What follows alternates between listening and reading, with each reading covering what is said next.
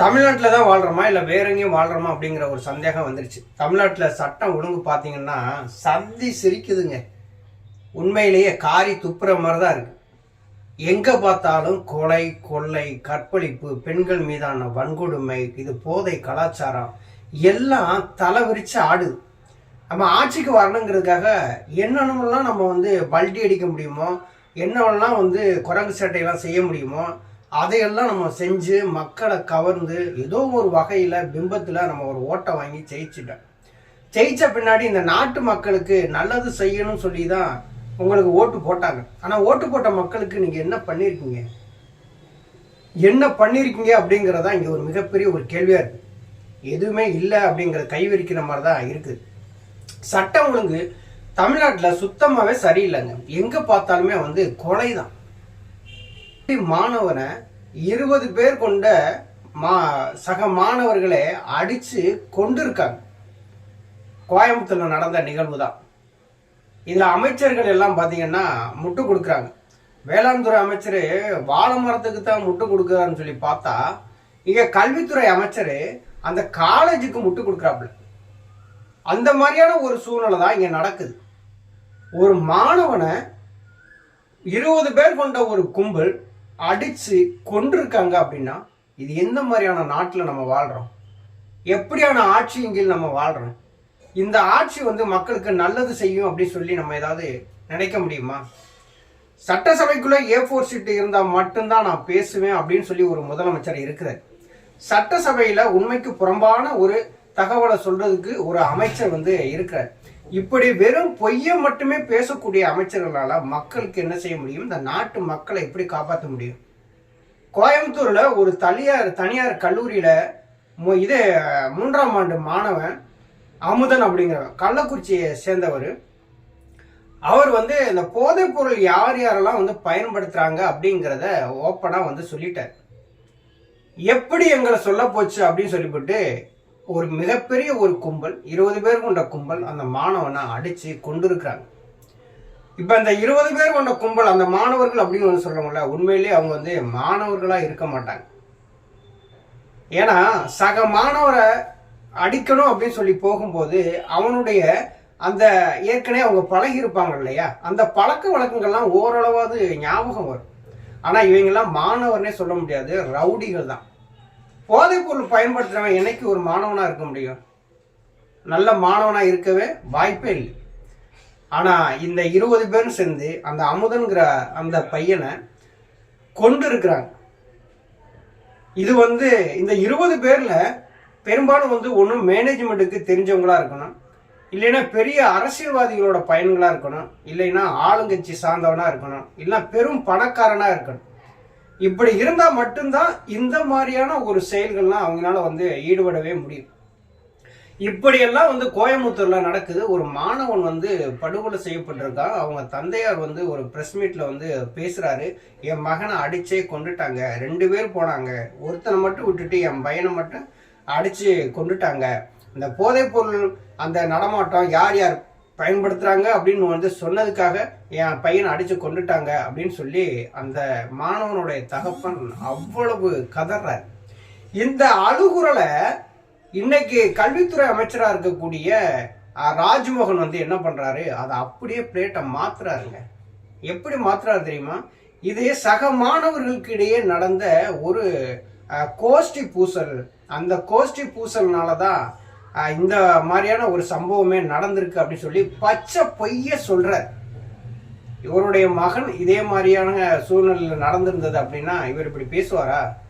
ஒரு அமைச்சரா இருக்கிறீங்க, ஒரு பிள்ளைக்கு தகப்பனா இருக்கிறீங்க, நீங்க அந்த பிள்ளையினுடைய சைட்ல, அந்த மாணவனுடைய சைட்ல இருந்து நீங்க பார்க்காம நீங்க நிர்வாகத்தினுடைய சைட்ல இருந்து பாக்குறீங்க, காலேஜுக்கு சப்போர்ட்டா இருக்கிறீங்க, அரசுக்கு சப்போர்ட்டா இருக்கீங்க. அப்ப நீங்க எப்படி ஒரு நல்ல ஆட்சியும் ஒரு நல்லதை மக்களுக்கு நீங்க செய்ய முடியும்? ஒரு கவன ஈர்ப்பு தீர்மானம் ஒன்று கொண்டு வராங்க சட்டசபையில. எதிர்கட்சி தலைவர் உதயநிதி ஸ்டாலின் அவங்க பேசுறாங்க. இதை பத்தி தெளிவா எங்களுக்கு விளக்கம் வேணும் அப்படி சொல்லி கேட்கிறாங்க. அதுக்கு தான் அதாவது எப்படின்னா அதாவது சோத்துல முழு பூசணிய மறைக்க முடியுமா? மறைக்கவே முடியாது. ஆனா இங்க ராஜ்மோகன்கிற அந்த அமைச்சர், கல்வித்துறை அமைச்சர் மறைக்கிறார். ஏன்னா இவர் ஏற்கனவே சொன்னவர் தான், தனியார் பள்ளிகளுக்கு ஆதரவாக செயல்பட்டவர் தான் இந்த ராஜ்மோகன். தனியார் பள்ளிகள் நடத்தின விழாவில் போய் சொன்னார், எங்கள் மாணவர்கள் வருவாங்க, தயவு செய்து நீங்கள் குறைச்சிக்குங்க, கட்டணத்தை குறைச்சிக்குங்க அப்படின்னு வந்து வாய் கூசாம கெஞ்சினவர். அப்போ தனியார் காலேஜில் போய் இப்படி கெஞ்சி கூத்தாட்டினவர் எப்படி அந்த கல்லூரி மாணவனுக்கு வந்து ஒரு ஆதரவாக செயல்படுவார்? அப்போ ஒரு கல்வித்துறைக்குன்னு நீங்க ஒண்ணு இருக்கிறீங்க அப்படின்னா உண்மையை பேசணும் இல்லையா? இந்த ஆட்சியை காப்பாத்துறதுக்காக நீங்க எதை வேணாலும் செய்வீங்களா? பட்ஜெட்ல தாங்க நீங்க முட்டு கொடுக்குறீங்க. ஆனா இங்க ராஜ்மோகன்கிற ஒரு கல்வி அமைச்சர் ஒரு தனியார் நிறுவனத்துக்கு, கல்வி நிறுவனத்துக்கு சர மாதிரி முட்டு கொடுத்துருக்காரு. இதுக்கு நீங்க ஒரு 10 கோடி ரூபாயாவது ஒதுக்கி இருந்திருக்கணும். ஆனா வேளாண் துறை அமைச்சர் தவறு பண்ணிட்டார். ஏன்னா வேளாண் துறை அமைச்சர் வந்து பள்ளிக்கல்வித்துறை அமைச்சர் ஒவ்வொரு தனியார் கல்லூரிகளுக்கும் இது பள்ளிகளுக்கும் முட்டு கொடுக்கறதுக்காக நான் இத்தனை கோடி ரூபாய் ஒதுக்கியிருக்கேன்னு சொல்லி ஒரு பட்ஜெட் போட்டுதான் வச்சுங்களேன், நல்லா இருந்திருக்கும். அதை செய்ய தவறிட்டார். பச்சை பொய்யுங்க. தமிழக வெற்றி கழகம் வந்து ஆட்சி அமைஞ்ச நாள்ல இருந்து என்ன நடக்காம இருந்துச்சு? தமிழ்நாட்டுல பெண்கள் தெருவில் நடமாட முடியல. இதே விஜய் அவர்கள் தான் சொன்னாங்க தேர்தல் பரப்புரியும் போது, பள்ளிக்கூடம் போயிட்டு வர்ற பெண் வீட்டுக்குள்ள வர முடியல, மாணவி வீட்டுக்குள்ள வர முடியல, வேலைக்கு போயிட்டு வர பெண் வர முடியல, இது வீட்டு வேலைகளுக்கு போயிட்டு வர பெண்களுக்கு பாதுகாப்பே இல்லை, குழந்தைகளுக்கு பாதுகாப்பே இல்லை அப்படின்னு சொல்லி வாய்கிலேயே வந்து பேசுறாரு இல்லையா? பேசினார். அந்த வீடியோலாம் இன்னைக்கு வைரல் ஆகுது. ஆனா இன்னைக்கு பெண்களுக்கு பாதுகாப்பு இல்லை, பெண்கள் மீதான அத்துமீறல் அதிகமாக நடக்குது. இதே மேக்சிமம் அந்த குட்கா அந்த போதைப் பொருளை கடத்துறவங்க பூரா தாவைக்காரனா தான் இருக்கிறான். இப்படி இருக்கிற ஆட்சியை மக்களுக்கு நல்லது செய்யும் அப்படின்னு சொல்லி நம்மளாம் நினைக்க முடியுமா? முதலமைச்சர் முதல்ல ஒரு கேள்வி வந்து கேட்குறாங்க, அப்படி சட்டசபையில் கேட்குறாங்க அப்படின்னா நீங்க வந்து எழுந்து பதில் சொல்லுங்க. இன்னைக்கு இருக்கக்கூடிய மாண்புமிகு முதலமைச்சர் விஜய் அவர்களுக்கு அரசியல்னா என்னன்னே தெரியாதுங்க. அரசியல்ல பூஜ்யம் தாங்க. அரசியலை பொறுத்தவரோட விஜய் அவர்களுக்கு பூஜ்யம் தான், ஒரு மண்ணும் தெரியாது. பக்கத்துல இருக்கிற ஆதவ அர்ஜுனா, அந்த ராஜ்மோகன், இப்படி ஆட்க வந்து விஜய்க்கு வந்து இன்னைக்கு தமிழ்நாட்டினுடைய முதலமைச்சர் விஜய் அவர்களுக்கு வந்து முட்டு கொடுத்து இருக்கிறாங்க. A4 சீட் இல்லாம ஒரு முதலமைச்சர் பேச மாட்டார். யாரு பேசினாலும் உம்முனும் கம்முனும் ஒரு 10 மணி நேரம் ஆனாலும் அதே இடத்துல இருப்பார். மக்களுக்கான ஒரு தலைவர் தானே, தமிழ்நாட்டுக்கு நீங்க முதலமைச்சர் தானே, நீங்க என்ன பண்ணிருக்கணும்? இந்த இது கோயம்புத்தூர்ல ஒரு தனியார் கல்லூரியில் ஒரு மாணவன் படுகொலை, நீ என்ன நினைக்கணும்? துரிதமா நடவடிக்கை எடுத்துக்கணுமா இல்லையா? பச்சை பைய ராஜ்மோகனை வச்சு சொல்றீங்களே, அப்ப நீங்க மக்களை ஏமாத்துறீங்களா இல்லையா? அப்போ இதை மாற்றம் சொல்லிதான் உங்களுக்கு மக்கள் ஓட்டு போட்டாங்க. என்னத்தை நீங்க மாற்றத்தை கொடுத்துட்டீங்க சொல்லுங்க? ஏதாவது ஒரு மாற்றம் உங்களால தமிழ்நாட்டில் நடந்தது அப்படின்னு சொல்லி இருக்கா? எதுவுமே கிடையாது. ஆனா மாற்றம் சொல்லி மிகப்பெரிய ஒரு ஏமாற்றத்தை தான் கொடுத்துருக்கீங்க. ஆனா தமிழ்நாட்டை பொறுத்தளவுல சட்டம் ஒழுங்கு சந்தி சிரிக்குது, படு கேவலமா இருக்குது, மோசமா இருக்குது. ஏன்டா பொம்பளை பிள்ளைகளை வெளியில தெருவுல அனுப்பணும் அப்படின்னு சொல்லி ஒவ்வொரு பெற்றோரும் பயந்து நடுங்குறாங்க. ஒரு பள்ளிக்கூடத்தினுடைய மாணவனை வெளியில தங்க வச்சு படிக்க வைக்கிறதுக்கு இன்னைக்கு பெற்றோர் பயப்படுறாங்க. இன்னைக்கு அந்த மாதிரியான ஒரு சம்பவம் தான் கோயம்புத்தூர் நடந்திருக்கு. யார் யார் இந்த போதைப் பொருளை பயன்படுத்துறாங்கன்னு சொன்னாங்கன்னே இன்னைக்கு அடிச்சு கொண்டிருக்காங்க. அப்படின்னா நாளைக்கு இது ஒரு முன்னுதாரணமா போகும். அப்படின்னா நான் எதை வேணாலும் பயன்படுத்துவேன், நீ சொல்லக்கூடாது, நீ சொன்னா உன்னை நான் கொல்லுவேன் அப்படிங்கிற ஒரு பயத்தை வந்து உண்டு பண்ணுது.